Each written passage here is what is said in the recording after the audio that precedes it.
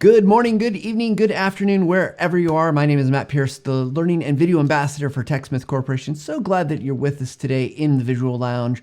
We have got a great show. I'm really excited about the show, not only because do I get to talk to great people, but because we got some exciting news. News is always good, right? And I did mention at the end of last week's segment that we're going to be launching a new segment of the show. It's actually kind of like its whole own new show, part of the Visual Lounge. But today in our episode, we are going to be talking with Andy Owen and Justin Simon, both from TechSmith, and they are my co-hosts in this endeavor that we're going to be talking about video workflows. And we're going to be giving our advice, our best tips, our answers to questions, and sometimes just even asking questions about things about video to help you guys level up. And this is going to be a little bit different than the things that we do live. Live is great because we get to talk to people.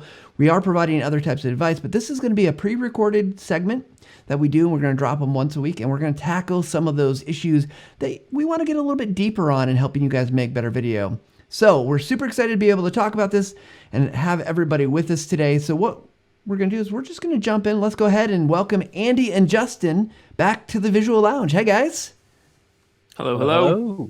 So glad that you're with me today because I am super excited about what we're doing and excited to get this out there into the world. So, Justin, I know we've talked a lot about this. Why don't you give us a little bit of a rundown? I high leveled it, but let's start to go a little bit. Actually, let's back up. Let's not go deep yet. Let's have you guys introduce yourselves because I know you've been guests before. We talked about scripting. You can go find that past episode on your favorite podcast player on YouTube.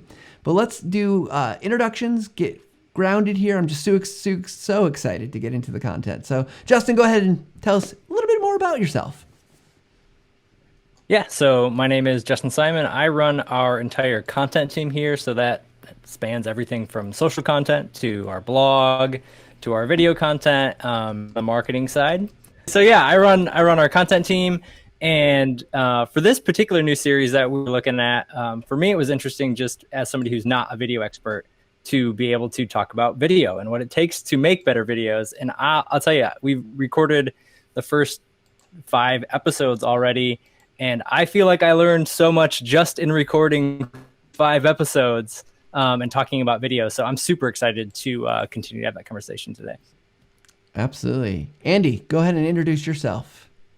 Yeah, let's see if my internet holds out for this. I'm Andy Owen, video production specialist lead at TechSmith. My responsibilities range pretty much anything that covers video that isn't Matt's live shows. Matt also, hosts the TechSmith Academy, but the video team helped produce a lot of those videos. We do the YouTube channel videos that you see with help content. Lately, I've been in front of the camera for those. For a long time, I was behind the camera. And a lot of that is because of the current situation, obviously. When things change, I'll be happy to go back behind the in front to teach us more. So, yeah, absolutely. And I think it's well worth noting that, Andy, you've run a business that was around video production. It was wedding videography business, which I think is important. That gives you a huge amount of credibility in my mind because that's got to be hard work. Yeah, it was a lot of work, but I love doing it. Actually, the funny thing is, as much as I love video, I ended up falling in love with weddings too. Who knew? But yes, as far as like running, teams and having teams of contractors that I worked with, it was a big responsibility, and especially day of a wedding, you've got one shot at getting this right? So yeah, it was a lot of fun. And yeah, I've also, I should also say I've been doing video production for, gosh, we're in 2021 now, so it's been 20 years now. Here, that's, just some experience. It's no big deal. It just surprises me. Yeah, well, so grateful you guys are here. And I think the thing that I'm excited about is that, as Justin, you mentioned, we're able to bring some really different perspectives. And you mentioned how much you've already learned in the episodes that we've recorded that you may have already heard if you're listening to the podcast or we can introduce you to starting today if you're watching the live stream. The thing is, I have also learned, and I feel like I know quite a bit about video, and it's not just, like Andy's like all his expertise, but like I'm learning things from you too, Justin. Like the questions that you're asking have been really good. The ideas that you're bringing, because you bring a different perspective. And so I think what we're really excited about is be able to help everyone learn these types of things, whatever level you're at, I think is really key. So, but obviously learning is a big part of this. What else can our viewers, listeners expect to get out of this show as we move forward, do we think? I think for me, it's. I was saying this before the show a little bit. You know, this series of videos we've been doing feels like. I mean, yes, I can hold up my phone and record a video and post it to social media, and that's good. That's something you've started, and that is step one. But the series that we're doing is, all right, I want to get a little better. I want to do a little better. I want to do a little better. And so what can we do to kind of step up our game to make these videos better, whether it's adding text on screen, which, by the way, is something even Justin, you know, I see him doing in his videos now. And that's kind of like, oh, why am I not doing that more often? So, yeah, I'm learning stuff with this, too. But you know, text on screen, am I centering myself? Am I under the right lights? Like all these things, you know, you can kind of develop over time. If you press record and start going, though, you're on the right step already. Yeah, and from my perspective, it's really I feel like, you know, in some ways I'm representative of the group of people who've never made a video before. I've obviously made some, but I'm more on that end. And so I think, like you said, Matt, being able to tease out the questions that somebody who doesn't regularly make videos or understand what that looks like from like a composition standpoint and all those things really has been interesting for me. And I've learned a lot. I've learned a lot of things. Everything from lighting, which is funny if you watch or listen to some of those episodes. You know, they critique my lighting setup in one of them and how my camera looks in one of them. And so, but going through that stuff is really interesting. And you'll see even like Andy, like you've since switched up how your camera looks throughout some of these just because of that. So I don't know if you want to talk about some of that stuff too, but yeah, it's funny because you can watch. I think all three of us, Matt probably the least because he's been doing these lives for a year now. But yeah, you can watch the evolution of our backgrounds, of our camera, of our lighting. All of it's changed, and so that's been fun to not only talk about but like put into action in our own little series, right? Of like, oh, you know what, Justin, here's what could fix some of the light issues that you're having. Here's what could fix the background. You know, for the longest time, Matt would usually not on the recording, which I appreciate, but my background was cluttered. And I'd be like, you shouldn't have a cluttered background. And he's like, do you want to acknowledge that you're telling people this with a cluttered background? And I was like, nah, it's fine. But really, like, look, now I've got 4 totally accidental books just sitting in my background to make me look super smart. So I think I need to get some books now, first of all, because that seems to be the theme. But, you know, it was the same thing as you were talking, Andy, earlier on. I was thinking that same thing. I think the thing that is really critical here is the advice that we're giving is super practical. And I think we've all looked at some type of changes that we needed to make. And, you know, whether it was like your background, your lighting. I mean, I've kind of like got my little sign like prepped a little bit better. Right. But even the things like if you look at the first episode that we're dropping versus what we recorded yesterday, the difference in like the template that we're using, the kind of the approach, the even the like the edit, because we do a little bit of editing, not a lot, but like I think it's been really good to go through that editor process and say like, how do we start? How do we basically follow the advice of Brian Fanzo, who's been a guest on the show, and push the damn button and just do it? Right. But then move on and say like, well, how do we make this a little bit better? What's the one thing we could change tomorrow to make this a more interesting, more relevant, more engaging, more, you know, polished looking, produced show without adding a lot of work? Absolutely. I think one of the things I like about that is he's just saying like, right, press the damn button. His point is get yourself started. And that's what we were saying earlier, right? Is like just starting is key one. And then, all right, level up from there. I mean, even, you know, I had these can lights, which are just like basement lights, right? Everyone has kind of their own different lighting. I have recessed lights in this room. And for some reason with my webcam before, you'll notice in some of the early episodes, my color starts shifting and my light starts flickering and nothing was changing in my environment. I was sitting here looking fine, but I had a you know, cheap webcam and bad lights. And it's funny how what we see as being fine in real life doesn't translate on camera. And so little tweaks here and there fix. Yeah, and I think that's the fun thing about this particular series is we're really going at it from this idea of things to try to help you get a workflow that works for you, whatever you're trying to make, right? Like if you are consistently making tutorial videos, we want to be able to help you create a workflow that gets you to the point where you're being able to make those pretty consistently. Same if you're making social media videos, we want to be able to get you to a point where you can consistently churn those out in a way that you're not having to recreate the wheel every single time. That was my biggest thing that's why we titled the thing Video Workflows. The idea is to try to help you set up a process to where you're not having to recreate the wheel and rethink of things every single time you sit down to make a video. That's even one of those things that Justin's taught me that I've learned from a ton, is just the fact that like I always, as the quote unquote creative, video guy, like I feel like, no, every time I should be doing something that's unique and that's captivating. But if I'm producing this much content, then that just slows down the process. That's my bottleneck. And so, yeah, it's even just hearing like templatize this for this style. Now, if you want to shift it, fine, do something different. But if I'm producing 9 videos of this series, there should be quite a bit of templatizing going on. So let me ask you this, guys, because I'm happy to answer my questions too, because I'm as much as part of this as you are. But I'm curious, as we've gone through this process. We've recorded 7 of these episodes. They're already ready to go. We're gonna be releasing them here, week by week. Is there something that you've learned about speed or about going faster that you were surprised? Because I don't know that I would have if you would have said to me a year ago, hey, we're going to make 7 episodes in 3 weeks, a half an hour show. They're going to be fairly polished. I would probably be like, no way, we can't do that. So is there something that you've learned already in this process that you think people listening could take away from what we're experiencing and been doing?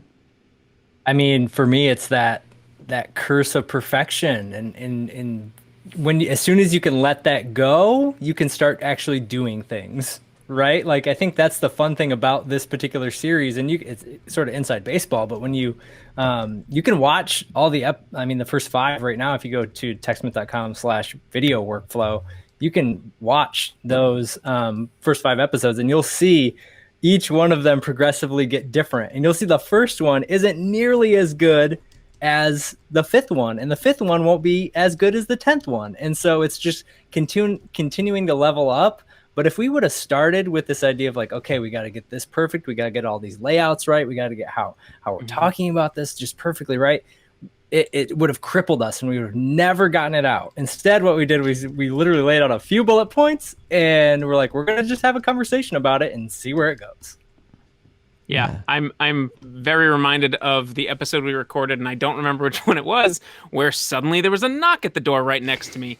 And old Andy would have been like, cut, we're stopping. I mean, we're not going live with these. We very easily could have said, let's stop, let's do it. But we were in a flow. Like, we were wrapping up at that point, and it's like, no, let's just finish it. People get that this is what this is. We're having these conversations, and we're not editing them together. We're not, producing them, so to speak. Like, they're really raw conversations in the moment.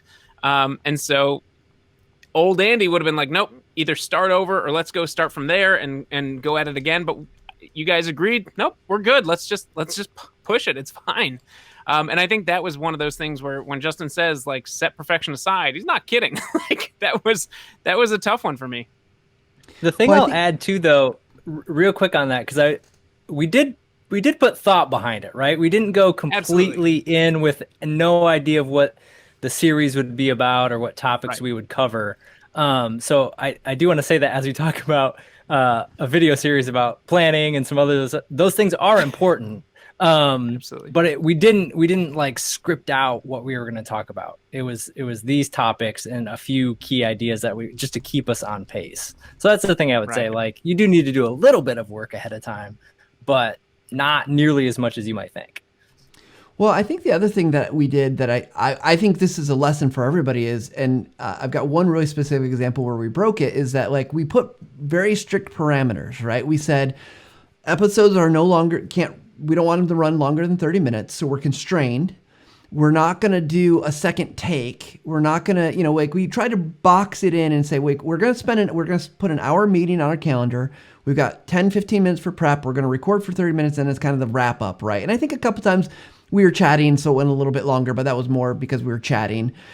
And only one time did I think we've broken the rule about no second takes. And it was like we started the intro music. I came in and I just knew I screwed up so badly. And I'm like, nope. I'm and just glad it was you, Matt. Yeah, right. I went me right too. back, came back in and it was like, yes, it was a misstep, but like we just kind of still flowed with it and like just redid it because it was pretty bad. But I like the idea of like, especially when you're starting doing these time boxes and thinking about like, what are the parameters I'm going to allow myself? Because the one thing I think Andy and I have both been sucked into before, and Justin, maybe you have too, but I probably less likely, is video projects can literally absorb all the time that you have. And you could spend more time than you have giving and giving and giving and changing and tweaking and redoing. And eventually you've got to say it's done. Andy, isn't it like video editors will say a video is never done. It's only, it's never complete. It's only like it's met its deadline. You got to turn it in or something like that. It's finished. Yeah, I was going to say, it's not that it's done. It's that it's due. And so here it is. I don't think I've ever considered anything that I've produced and delivered on more than 95%, unless it was like a personal project with no deadline and I could spend all the live long day on it. But that's never the case, right? Like we have other things we need to get to. But I think one of the things I like about this series is we're trying to help people think about that and think about like, all right, well, there's things we can do to mitigate for that. There's ways to stay organized. There's way to, script, but again, not start the script from the beginning every time. We talk about templates for that. We talk about, I talked about asset management and folder structures and how, you can best stay organized. And these are the things that like get us at least to a starting point where we feel like we've got everything contained and we can move forward. Whether we're talking about post-production and it's like, well, I need someone to take a look at this. Man, I've gotten stuck in review hell before, right? Where like I send it out for review, it comes back. I send it out for review, it comes back. But at a certain point, like, are we just not going to release this if it's not done, or are we going to move on to the next thing now? So, and I think with this series, for us recording these, it's been super helpful to just say, hey, there's a knock on your door and you got to go get it. But the episode's over. Like this is how it is. Mandy asked the question, how do we meet expectations of video consumers today in times of real-time apps? Which advice do you have? So here's the thing, like as we're talking about video workflows, we're talking about making pre-canned, made on-demand videos, but there's a lot of like, obviously you could use Zoom, you could use Google Meet, you could use whatever tool you're using, everything could be real time. So I'm guessing, Amanda, you can let us know in the chat if I'm off target here, but like, how do you make sure that your videos and what you're doing is gonna be satisfactory? For me, I think it probably comes down to the intent and the purpose of the video. And that, again, if I'm understanding it right, which I may not be, but if you're going with the sole intent to help somebody and to provide quality information, for me, the information is always going to be of a higher priority than the quality of the video. So if I were you, rather than focusing on what your video looks like necessarily, and how technical it has to be or all of those things, I would worry first about what information you're trying to share and make sure that's top notch. Because if your content is relevant and your content is interesting, then people will pay attention. They'll give you the benefit of the doubt in terms of quality as long as it sounds good, and they can understand and are interested in what you're saying. Yeah, and I think this is one of those topics that we've talked about a couple times, and it's, I can put out a video all the live long day promoting a product, and I could be really proud of that product, but I'm talking about me, and I don't know how often you want to watch a video of someone else talking about something they're proud of themselves. And I mean, it happens, like, yeah, we have friends and we have family, but if you're just watching a company talk about themselves all the time, is that good content? Like the content we find that plays the best on social media, because I think it is the best, is help content, right? Like how can we help you solve your problem? So first, there's your content is, all right, what problem am I solving? And then now we can talk about the video. Once you've made, your goal and your video plan, then it's time to talk about tools to use. And I think, Matt said it best in one of our conversations, actually. I shouldn't give it away too much. Matt, you want to talk about like, hey, Matt, what camera should I use? See, I'll plug it. Well, I don't know if you really want to say what camera you use, but no, you're right. Here's the thing that I was thinking as you guys were talking about this is that real time is good. I think there's a lot of benefit in real time. Like obviously we're doing something live right now, but I can't do it all the time. I can't be live every hour, every day. Time zones, I've got to sleep, I've got to eat, I've got family, and so I think the thing is like real time has its place, but it should have a purpose that's probably different than what you're making these other videos for, because otherwise, like, what are you going to do when your customer wants to meet at 2 a.m? Do you get up for them? Or do you want to provide it? Like, what if they're stuck at 2 a.m. with how do I do this? Or what if that your audience is, all the way across the world, and all of a sudden, like, your schedules aren't ever going to match up very well. So I think the thing to think about is like, have purposes for each of them, use them strategically, and don't just think about like, oh, I could just do live for everything, because you can't. You really, really can't. I think about it as like, when is it advantageous to be live versus have a pre-recorded? If I have a repeatable message that I want to do over and over, I want everyone to get to that same kind of consensus of that this is the message, hear the same words, all the way, record your video. If you're like, you want some spontaneity, you want some interaction that's maybe a little, we could have pre-recorded this. This didn't have to be live. We're doing it because we want to generate with our audience real-time conversation, and we can't do that when we're pre-recorded. That's the one thing I would say about the upcoming episodes that we're going to be dropping, that like you don't get to ask us questions at that point. And so maybe at some point we'll go and do another live, and we'll gather questions and stuff like that. But like, if you've got a question about the episode we did about not, better audio without changing your microphone, well, guess what? You have to write us, I guess. Send us a tweet, because we can't answer. We can't go back and do it. So I think there's different times and places for that. So, we got some really great questions. I'm trying to keep track of everything going on here, but let's do them. Let's do some more. Yeah. So I do want to just call it. Lafayette is asking us how old TechSmith was, and I mentioned 30 years and said, was there even electricity back then, guys? I've been here for a long time. I haven't been here the full 30 videos. I can tell you that much. Let's see. We've got. Let's see the next question. Where'd it go? Oh, I know Roger Wells was asking about our equipment. And I think it's a valuable question. Like, are we all using the same equipment? And I said no. So just want to give a quick gear rundown of what we are using. Just camera, microphone, anything else that you think is important real quick? Justin, sure, go ahead. I can start with that one. Oh, Justin, Andy, go ahead. Andy, go for it. You're up. I'm on now. Here we go. So right now I've got so mine's a DSLR because, video guy. So I'm going to nerd it out a little bit. So I have a Panasonic GH5 camera with a Canon lens. It's a 24-70 lens. I don't know who cares about that much stuff, but that's what I'm using. I have an HDMI cable that's going into a Elgato Cam Link adapter so that it can go into the computer. I've got a ring light around it right now. I've got a little Felix light behind me, just lighting up the wall. And I've got a Blue Yeti microphone here that I love the quality of the Blue Yeti microphone, so that's what I've been using. Yeah. Justin. Yeah, so I'm actually using an old iPhone as my webcam. I also have a Logitech that I've used in the past. Both work really, really well. And, an old iPhone's free, a little bit of software to help tie it in. I'm using Camo Studio to make that sort of work with computer. Logitech works just as well, and I've used that for a lot of our recordings. My microphone is also a Blue. It's a Yeti Nano, so it's the condensed, smaller, cheaper version of the one Andy's using. It's got almost all the same features, and honestly, if I were to redo it, I'd probably get the one Andy's using because it was only, maybe $20 more. It gives you a little bit more control on stuff, but this one is a lot lighter and a lot smaller, so it's easier to piece together. So yeah, basically all I'm using, for me anyway, is just an old iPhone and a secondary mic.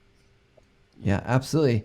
And for me, so mine's a little bit of a different setup. I've got a Sony a6400 camera with it's a 16 millimeter lens, but it acts like a 32 millimeter lens.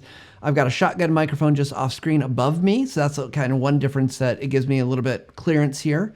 It's Audio-Technica AT875R or something like that. They named it really cleverly, so easy to remember. And then I think one thing Roger was asking about, all of us have headphones in, but we're just using that for listening purposes because it clears off the wires, which I'm sure I would get tangled in if I was like Justin, but also just terrible.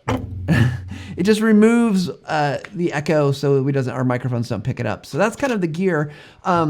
we did have a question. Eric was asking, when are we going to talk about video workflow? So we should do that. But I also want to just tell everybody, the reason we call this video workflow is we just dropped new episodes of basically series within a series within the Visual Lounge. I'm putting the link in the chat in all the different places.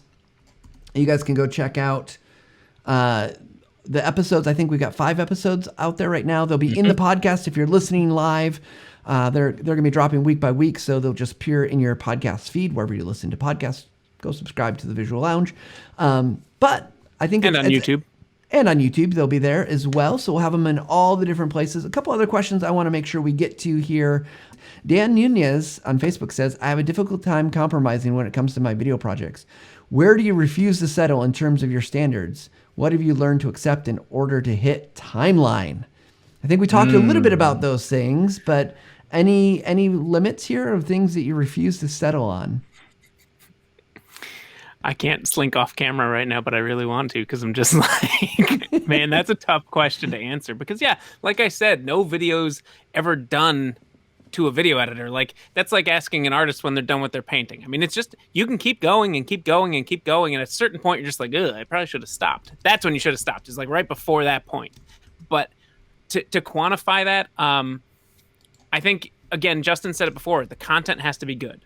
So if you're telling a story that makes sense, all right, you're already in a good spot. Now, if you have the time and you can touch up, a solid intro, a solid outro, maybe some lower thirds graphics, maybe some animations. If you have time for all that and the ability to do it, great, do it. But I think the places you let go are the places that your viewers don't care about. Like, your content has to be good. So if you're like, but I've got this really cool graphic I'm excited about, but they'll never know about if you don't add it in, are you losing anything, or are you just bummed that you didn't get to make this cool thing? So like it's a lot of judgment calls, really. I was gonna say, don't slack on your audience. So if you're gonna, and what I mean by that is basically what you just said, right? Like, if there are things that at the end of the day don't help your audience achieve success by watching your video, and success if you're making, say, an entertainment video is making them entertained. Right. And making them laugh and making them have a good time and sort of get out of themselves for 5 minutes during the day. If you're doing things that meet your needs and make your creative needs met, but don't help them, then you're off. So I would say, don't slack on your audience. Don't slack on the things that are important to them. And like to Andy's point, once you get your solid core done and your story done and what you're trying to communicate, then you can add the peripherals. Then you can add the things that might stretch your creativity a bit, but always with the focus on the audience. Yeah, and I would even jump in to say, our editor's first cut that we ask for is always a narrative edit, because like I don't want them wasting their time on graphics and animations if we're going to rebuild the story a little bit. So when I first see it's got no graphics, it's just a rough edit of the actual like audio. And if everything tells the story well, then they can jump in and start doing the other stuff. But like, there's no point in editing if we're going to take a whole bunch of stuff out later. That's just a waste of time. So we do our narrative rough structure first, and then we know we've got good content, hopefully. Yeah, I mean, so I was thinking about this, and I like your answers. Here's the thing. I feel like there are very few sacred things in video, right? Like we've seen, and I say that, and meaning that there's so many things that have changed in the last decade, right? Like I remember being on the bandwagon of saying, never do vertical video. Yep. And now, like, if you want to go on a lot of mediums, you want to go on Instagram, you want to go TikTok, you want to do some of these things, even YouTube Shorts now, it's like you do vertical video. And so I think the challenge becomes is like, what's acceptable? And I think it goes to your answer, Justin, about audience. Like, what's acceptable to them? And stop, like, my dream is a pie in the sky. I want everything to look really awesome and amazing. But what does my audience really need, and what's going to make them do whatever they need? So I think, like, let's throw away this notion that video is sacred somehow and that we have to rise up to the standard of Hollywood. We're not. You just, like, today should be better than yesterday. That's the mantra over and over. I think we're going to hear in the series. But in your workflow, just like, how do I get a little bit faster? How to make it look a little bit better? Compromise is not it's not a bad thing here. Like if your video's a little, like I've seen a couple of Andy's videos lately, and they're not tripods. They're not lit. Nope. Like it's, and does that mean Andy's a bad video producer? He was making like if you're making your wedding videos that way, maybe. Right. And I think you're that's it. But so his audience would hate that. The bridegroom would hate that. So to Dan Nunez, I'd say, look, you know what your audience needs, you know what they want, and I know, and if it's the Dan Nunez that I know, creator of the Screen Tramp Trophy, like gotta pull that out. Oh man. If it is that Dan Nunez, like I know what he's capable of, but don't feel beholden to that. Like try things, see what your audience responds to. If you're making pottery, you're making statues, like you can push the edge, but know when that's appropriate, and then know when you just need to get your message out. So we could go on all day about that. I want to get to. Oh, go ahead, Andy. Sure, go ahead. Well, I was going to say that kind of perfectionism ends up being what stops you from pressing the damn button, right? Like that's what stops you from doing anything because you're like, well, if I can't do it well, then I shouldn't do it at all. And I think that's not the point. The point is to get that message out there. So, and actually it's funny you said the shaky thing because I've been intentionally holding my phone for these videos because I'm like, this is something I would never do on our YouTube channel. This is something I might have never done in the past, but like, I'm going to do it a little differently for myself even, Mm-hmm. Yeah. I want to get to the next question, and I apologize. Is it Kajo Rudzinski? If I've said that wrong, I completely apologize. But he asks on LinkedIn, where do we usually lose the most time in terms of preparing for recording? Over detailed scripts to creating unnecessarily accurate before to-do lists, not actually having a workflow and improvising each time.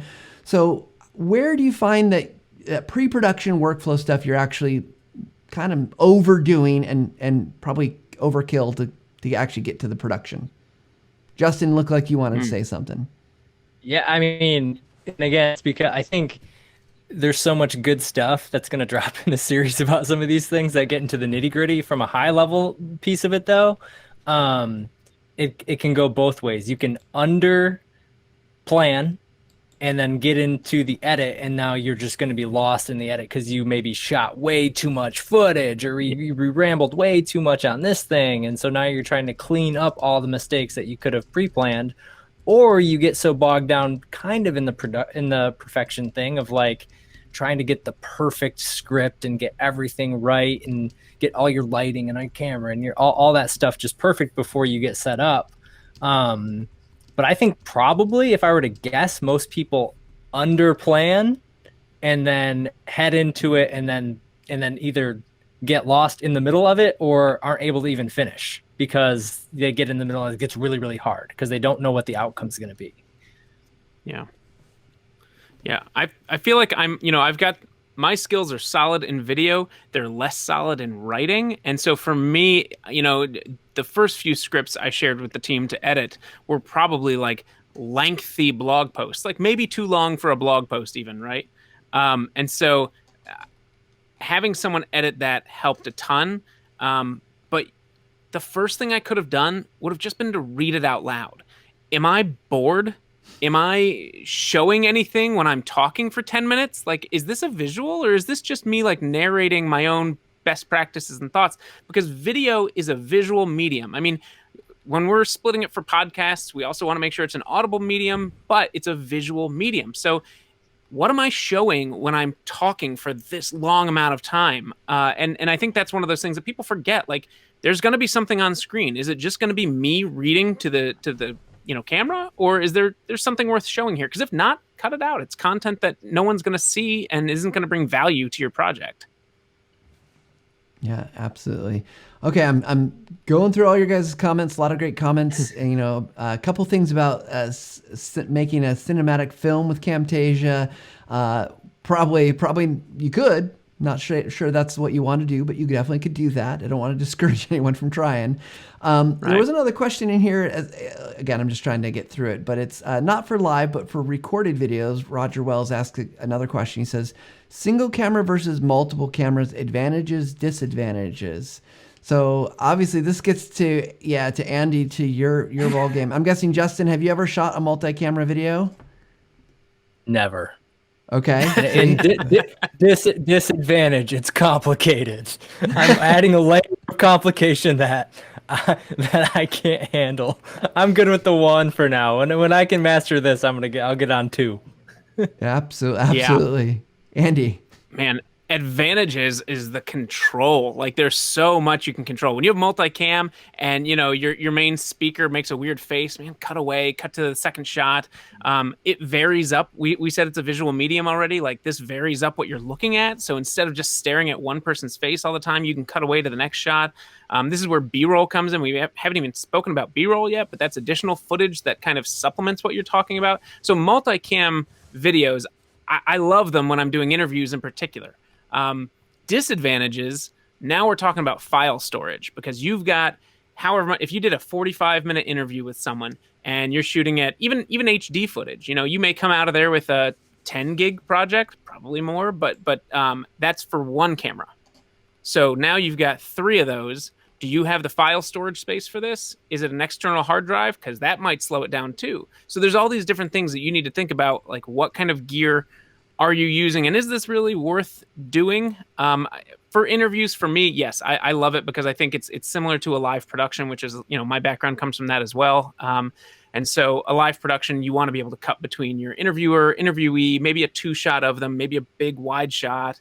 But man, if you're doing an instructional video, one camera and screen recording. That to me is enough complication. And even then, I don't think it's a complication. I think it's, supplemental footage so that you can show what you're talking about and you can be on camera so they have that connection to a person.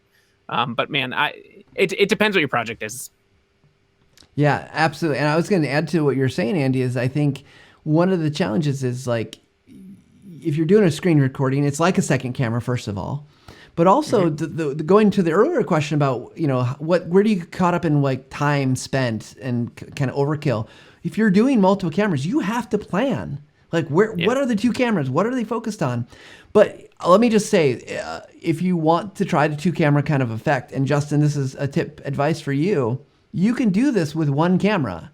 You can either set it up twice and do things twice, or if you have a good camera that's got enough kind of resolution, if you're shooting 4K, for instance, and editing at a smaller size, the cool thing is that control you can get is by just do your recording, but then you can cut in so you're like zoomed in, right? So like, oh, I'm way back here, guess what? And then all of a sudden you cut in here, and now you're giving yourself the flexibility to tell the story, the message that you need to tell, and cut out a bunch of mistakes without it feeling like, oh, they just cut out a mistake. That didn't feel very good.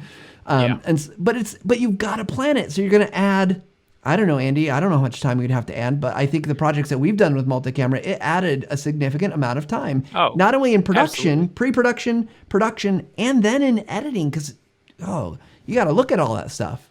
Right. Well, in production, it becomes a real challenge because, all right, you've got 3 cameras. Are you booming the microphones? Do you have lapel microphone? I mean, now we're going to start talking like, do you have lights? Do you have a venue that's not too echoey or not? Like, where are we filming these? So, I mean, you're really, really asking for a lot when you want to do multicam edits. I love them. I highly recommend them if you've got the time and energy and reason to do them.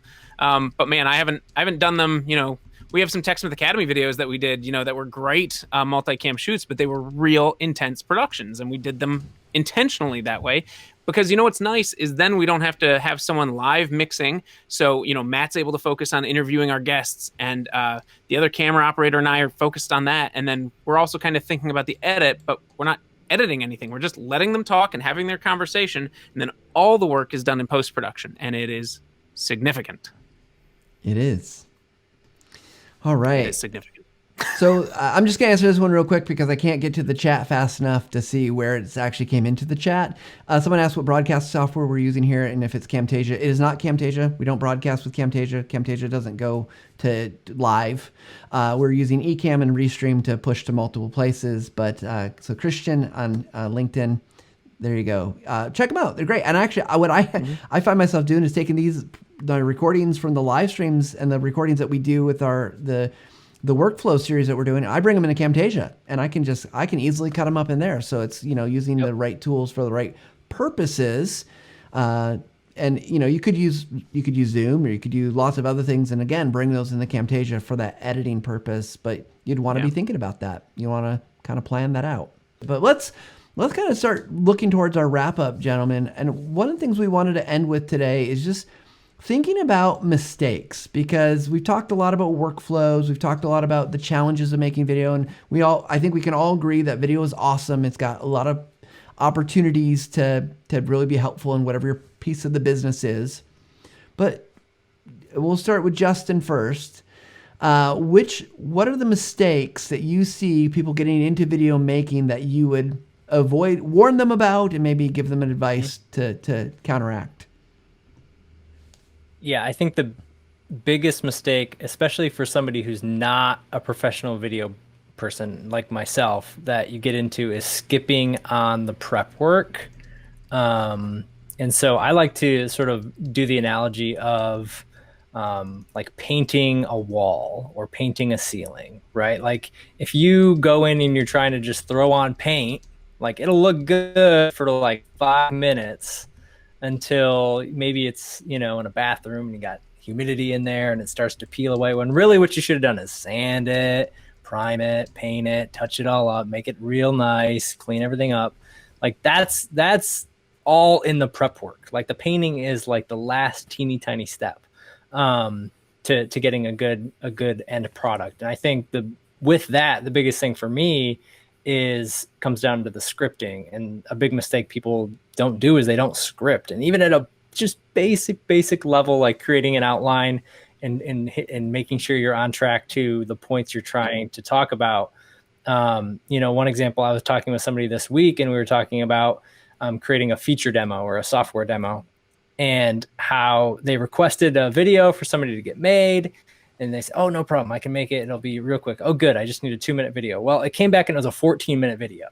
And so, and it was just to go over one feature. And so what you think, you can explain in 2 minutes, especially when you're a knowledge expert on that thing, you will go deeper on it than you think you will.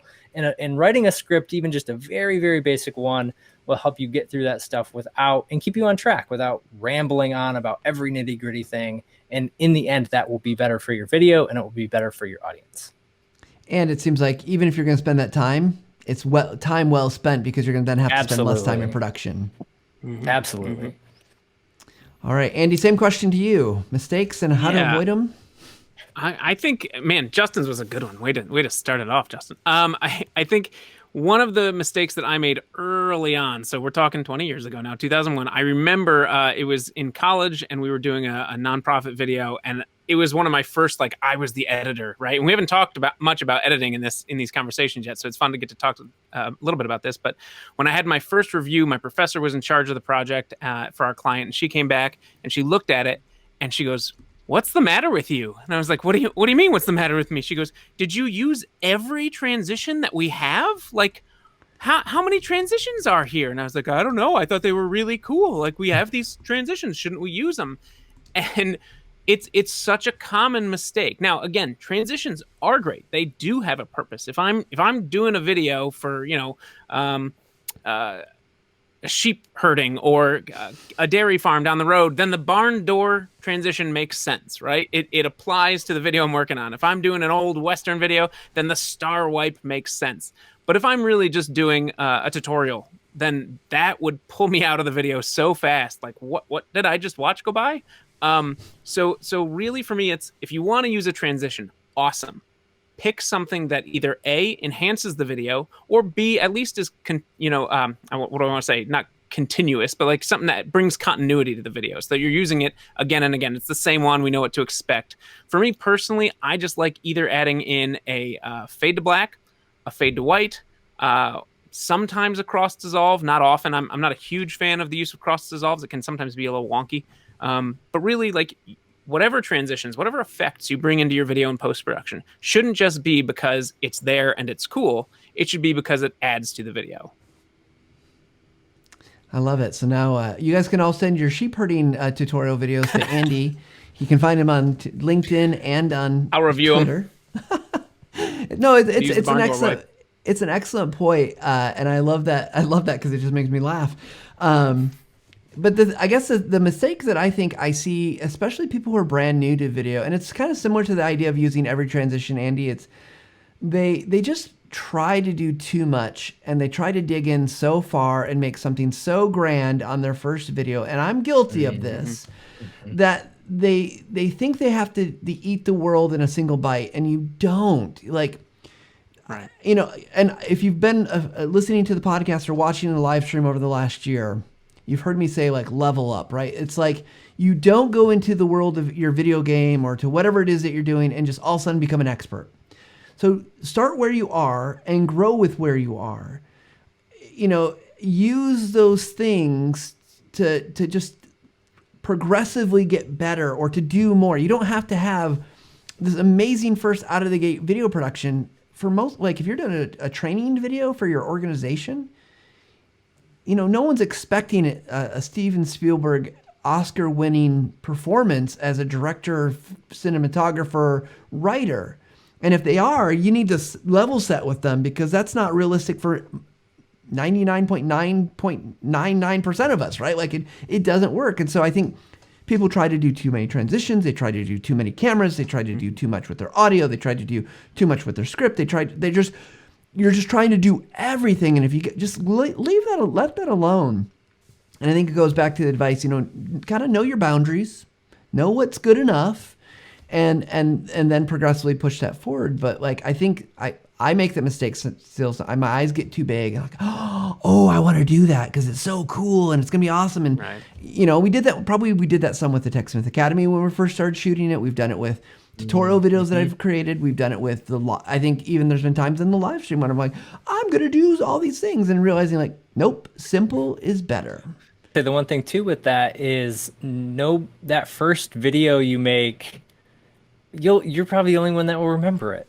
You know what I mean? Like that first training video or social media video you put out, that you put a lot of time and effort in, those things come and go. And so I think even I'm thinking back to when we started this live, Matt, like if we were to go back and watch the first live, there'd probably be like some cringe factor in it, not because it was like bad, just because we were getting started, right? Like we had never done a live before. And so from I think my house with bad internet, with no camera, with right at the start of the pandemic, right? Like that's when we really started to figure this stuff out. But it's not like anybody's going back. I mean, we put so many barriers in our head to actually doing things. When you talk about leveling up, it's like, absolutely, like don't limit yourself and allow yourself to level up and get better as you go. I like the idea. Not trying to bite the whole thing with, eat the whole thing with one bite. Yeah. Yeah. My kids, want to make a video, right? And so what's the first thing all kids seem to want to make the same video lately. And it's, I want to make a Lego stop motion video. Maybe it's because they have Legos and they've seen these things exist, and that's a great idea. But, when they take like 10 frames and then they're like, okay, I wonder if we've got something yet. And I'm like, guys, let's talk about frame rates because you have 1/3 of a second. It's a lot of work. And while it's a great idea and it's a great way to start, it discouraged them because they tried to do so much and they thought it was super easy. So now they're like, well, it's too hard. Maybe we can't do it. So, I mean, there's watch tutorials, try, cheat little hack ways to do things first before you kind of expand out and do the really complicated projects. So I'm just going to say, I actually have on my desktop my very first, my first real video. Like I was part of some video projects in like grad school that, I didn't do too much. I think I did one in undergrad where I was more the actor than the editor. I was working with these people that were actually in like film school, and I was like the education guy, and they're like, no, you're not editing this. And they were like serious, like, we're going to edit this so finely. I'm like, whoa, okay, just tell me what you want me to do. But I have it, and I've shared this story many times, so I hope it's not overkill to repeat it again. It was part of my job application for TechSmith. I had never used Camtasia before. They didn't need to know. And they asked me to make a tutorial video, which I had never done before. Like I'd written instructions and training and stuff like that, but I'd never made a tutorial video. And I haven't, and I keep it. And every so often, I dare to break it out and watch it and remember how far I have come and how bad it really was, and some of the tropes I fell into, and some of the challenges it had. Like I remember I remember them saying like, "Hey, we need you to make a video, and you got a week to do it." And I'm like, and we still do this as part of our hiring process, right? Like for people in those types of roles. I went to Best Buy in 2006 and bought the cheapest microphone I could find because I didn't have any money. We're like, here's a, young, poor family, like trying to just make my way through the world. And I bought this like weird looking desktop microphone that was terrible, but I made a video. And then I said, okay, I hope they like that. But you know what? What they don't know is all my justifications. And I made a second video, and I have that video. It is my commentary video that is about twice or so longer. And I documented for them like all the decisions, like director commentary. And I think my cleverness is probably what helped, because the video is not good. Like, it's not Right. good. But, if I was to make that same video today, like, no way would I get hired at TechSmith. But I think that the piece to remember is that you guys are making your videos. Keep one of those early videos around, not because it's good, but just to say like, oh yeah, that's where I was, because there's no other real good way to measure progression other than to see like where you've come from and what you were capable of. And I'll be honest, I thought it was amazing at the time, because I was serious. That was going to get me the job. That video was the key that unlocked the door, and it must have been good enough. But it really isn't good, especially by today's standard. And that's the other thing I think we got to be careful about is, the video style type things that were true about video in 2006 are way different in 2021. And just be aware. Right. Be aware of the styles and standards and things that, are true today. Well, and I was going to say, too, it reminds me, there was, I was in an organization for a while of a bunch of filmmakers, and this was in like 2010, 11, and we had a wide range of people, and some of them were new in video, and some of them been in video for 30 years. And I'll tell you what, at one point I was like, man, 30 years, are you still keeping up? Do you have like modern stuff? And these guys were like cutting edge stuff because they stayed, in line with everything that changed. But for those of us that dig our heels in, and I say us because I've been there before, and I'm, you mentioned earlier vertical video. It's like, we're just leaving ourselves behind, because whether it's vertical video or whether it's square video or, changing the type of camera. Like I said, I'm on a DSLR. 13 years ago, DSLRs didn't record, videos. Be willing to change your mind about things and try different ways of making them. Because otherwise, like our whole podcast series is going to be extremely dated soon if we're just like, nope, this is how you do it. No, it's not how you do it. Try your best. Try something different. Mix it up. If that didn't work, try something else. And I think one of the fun things for me too with this whole series is trying to get people to actually make videos. Like, I want to make it easier for people to make videos. That's why I wanted to have this whole video workflow series to begin with, was because I wanted to be able to create something that would be interesting and inspiring, but actually like allow people to get a plan and create a little bit of a playbook for themselves to be able to make some.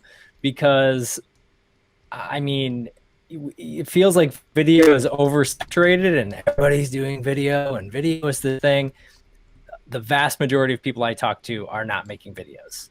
The vast majority of people, whether it's internal for communicating with other people or it's external to communicate with their audiences, video is still a big barrier for a lot of people, but it's also a huge level up opportunity. If you want to do better in your organization, you create videos to share with other people. If you want to do better in your marketing, you can share videos to talk about your products. If you want to do better in customer support, you can make videos to help your customers solve those things. So, it doesn't have to be complicated. The barrier has really been dropped. And I think that is the biggest thing that I would say based off of this. Awesome.